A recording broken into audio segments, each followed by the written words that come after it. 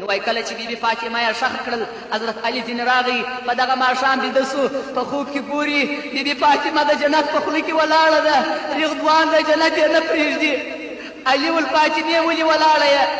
بیبي فاطمې ول د بل حق دې پر ذمه باندې پاته دی علي ول کم ول د امسایا څخه مې ستن راوړې وه امانت هغه مې په پلانکي دیوال کې جګه کړې ده هغه پاته ده حضرت علي چې د خوبه څخه راویښ سو هغه دیوال ته چې ورغی ستن جګه ده هغه یې هغه امسایه ته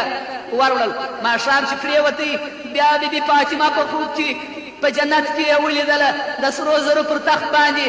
ناسته ده بیبي فاطمه مبارکه ناسته وه هورې شاوخوا ورته ولاړې وې څو قسمه لباس یې اغوستی و شاته یې بله انجلۍ ولاړه وه حضرت علي ول فاطمې دا څوک ده بیبي فاطمې ول دا د سلیمان علیه السلام لور ده چې تا په دنیا کې ویلې وه داسې زر و زیور لري هغه دا د نن زما و خدمت ته ولاړه ده سبحان الله ورونو بیبي فاطمه ډېره پر الله باندې ګرانه وه وایي رسول علیه السلام چې بیبي فاطمه وه حضرت علي ته ورکول نو مهر وولور یې 400 دیناره کښېښوي وایي بیبي فاطمه په ژړا راغلله و محمد رسول الله چې وویل ول پلاره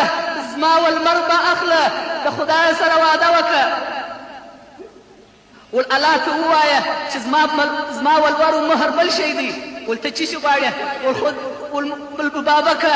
رب ته ووایه ورته زما ولور چې زما و چاته ورکوې زما ولور دې ستا د ګناهکارانو امتیانو بخښوي زه پیسې نه غواړم زه عزت و کالي نه غواړم زما ولور دغه دی بابکه چې ستا امت ګناهکاران په ورځ د آخرت الله راوبخښي دا زما ولور دی سبحان الله ګرانو ورونو بیبي فاطمه زهرا په دې امت مرحومه باندې دونه غمجنه او دونه خفه ده رسول علیه السلام ته هیر سو دستي وایي جبرائیل امین 600,000 لرز اخیستي د سدرة المنتهی څخه رب راواستاوه یوه ټوټه کاغذ یې راووی ول حبیب رب سلام وایي چې د بیبي فاطمې ولور ستا د امت